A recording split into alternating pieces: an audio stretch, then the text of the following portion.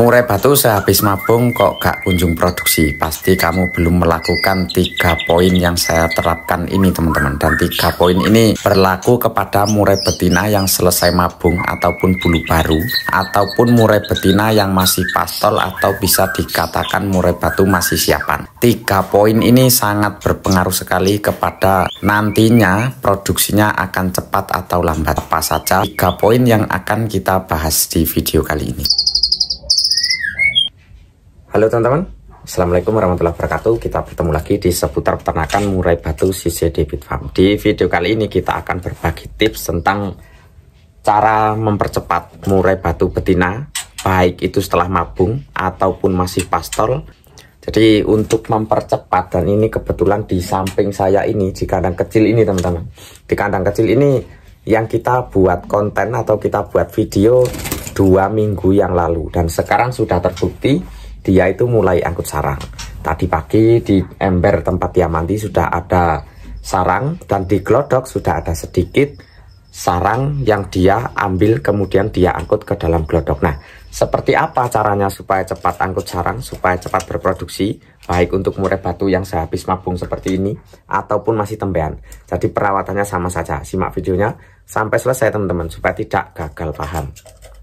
Ini adalah murai betina yang kita buat konten 2 minggu yang lalu teman-teman. 2 minggu yang lalu kita buat konten cara merawat murai batu sehabis mabung.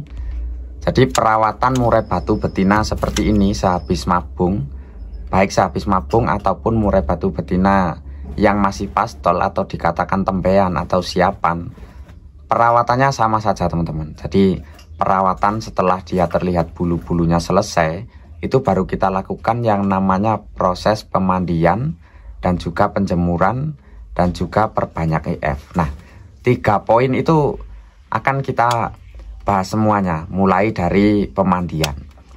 Pertama-tama, kenapa kok pemandian itu sangat penting? Nah, pemandian itu sangat penting teman-teman, karena biasanya murai batu yang sehabis mabung seperti ini, di bulu-bulunya atau di tubuhnya itu banyak sekali kotoran ataupun ketombe-ketombe yang menempel di tubuhnya. Untuk mengeceknya kita bisa tangkap, kemudian kita buka di bagian dada. Biasanya di dada seperti ini kebanyakan ketombe ketika dia selesai mabung. Baik itu murai batu sehabis mabung ataupun murai pastol atau betina siapan, itu sama saja. Jadi fungsi dari pemandian atau rajin kita mandikan itu untuk mempercepat membersihkan tubuh-tubuhnya dari ketombe-ketombe tersebut. Nah, setelah kita lakukan seringnya mandi, ketombe itu hilang, nanti dadanya akan terlihat merah merona teman-teman, yang menandakan bahwa dia itu sudah siap. Sudah siap dalam artian tubuhnya sudah bersih, bulu-bulunya sudah bersih, sudah selesai dorong ekornya. Nah, itu poin yang pertama dari pemandian. Kemudian poin yang kedua adalah penjemuran.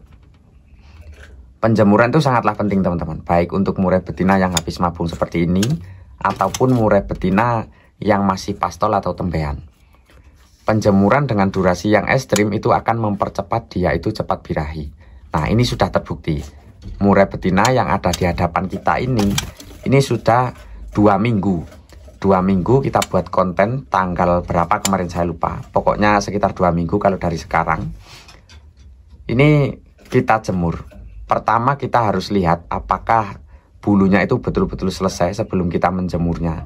Jadi jangan sampai salah ketika kita menjemur murai betina seperti ini, jangan sampai salah. Kita harus perhatikan di bulu-bulunya. Kalau bulunya sudah siap, sudah bersih seperti ini, dorong ekornya sudah selesai, itu baru kita lakukan yang namanya penjemuran. Tapi ketika bulu-bulunya belum selesai, sudah kita jemur, nanti berefek kepada bulunya. Bulunya akan terlihat jelek, menandakan bahwa dia itu salah dalam perawatan. Nah, untuk penjemuran durasi yang ekstrim tadi, kita lakukan dengan pengecekan fisiknya. Kita cek dulu fisiknya itu apakah betul-betul sehat. Kalau misalkan murai batu yang sehabis mabung kondisinya kurang sehat, kemudian kita jemur dengan cara ekstrim, nanti yang terjadi murai betina ini akan dehidrasi, yang menyebabkan dia itu sakit, kemudian tidak kunjung birahi.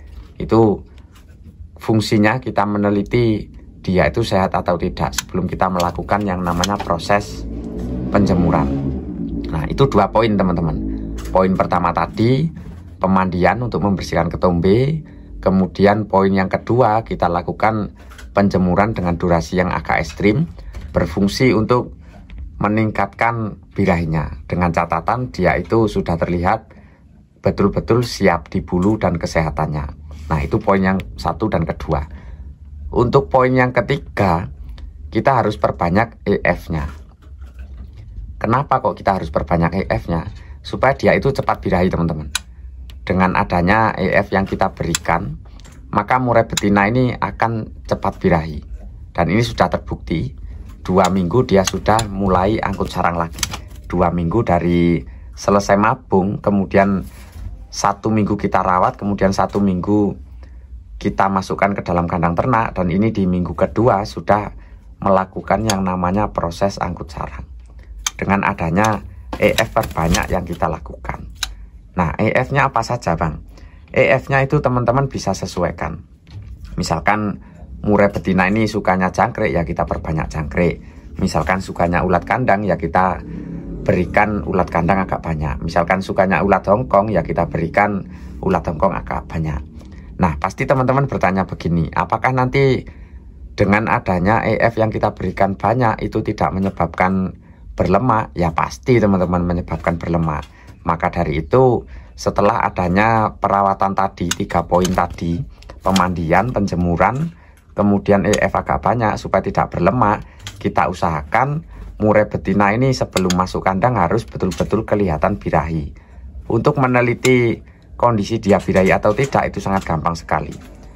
Pertama-tama kita lihat dulu murai betina ini apakah sudah gacor atau belum. Kalau misalkan sudah gacor, dia sering manggil-manggil murai jantan, berarti dia itu sudah siap dibirahinya. Itu cara melihat yang pertama, kita lihat dari kegacorannya. Kemudian untuk melihat yang kedua, poin yang paling penting kita lihat dulu ketika di sangkar gantung murai betina ini, kita lihat dia itu sering sobek-sobek koran. Sobek-sobek koran, sering main-mainin apalah-apalah di ornamen sangkar. Dia bertujuan ingin membuat sarang. Sobek-sobek koran selama dengan catatan 1 atau 2 minggu. 1 minggu itu sudah bisa, teman-teman. Ketika sudah terlihat sering sobek-sobek koran, itu berarti dia sudah siap dimasukkan ke dalam kandang ternak. Nah, ketika 3 poin rawatan tadi belum kita lakukan, itu jangan sampai teman-teman itu melakukan yang namanya memasukkan murai betina ini ke dalam kandang ternak. Nanti yang terjadi, setelah berada dalam kandang ternak, ketika tanda-tanda birahi belum ada, yang pasti murai betina ini akan berlemak sebelum berproduksi. Nah, untuk menghindari berlemak sebelum berproduksi, ya kita lakukan adanya poin-poin rawatan yang saya sebutkan tadi. Itu untuk menghindari berlemak sebelum berproduksi. Gitu, teman-teman. Nah, ketika sudah terlihat seperti ini, kapan kita masukkan murai bejantannya? Kita masukkan murai jantannya ini sekitar 2 hari angkut sarang atau 3 hari angkut sarang. Kan ini hari pertama, teman-teman. Misalkan hari ini hari Senin atau hari Selasa. Nah, ini kita masukkan murai jantannya Rabu atau Kamis. Di hari yang kedua dia angkut sarang atau hari yang ketiga angkut sarang. Nanti supaya proses penjodohan itu lebih cepat. Karena kalau misalkan murai betina ini belum angkut sarang, sudah kita masukkan murai jantannya, nanti yang terjadi akan kejar-kejaran terus. Karena murai betina ini masih belum siap. Ketika murai betina ini sudah siap, kita masukkan murai jantannya. Murai jantan yang sudah kita siapkan, dia itu akan melawan, teman-teman. Ketika ada murai jantan yang mau mematuk dia, murai betina ini berani melawan. Karena adanya birahi dan mentalnya itu sudah pulih, sudah siap. Nah, okelah teman-teman, semoga video yang singkat ini bisa memberikan manfaat. Kita bertemu lagi di video selanjutnya. Saya Ria, assalamualaikum warahmatullahi wabarakatuh.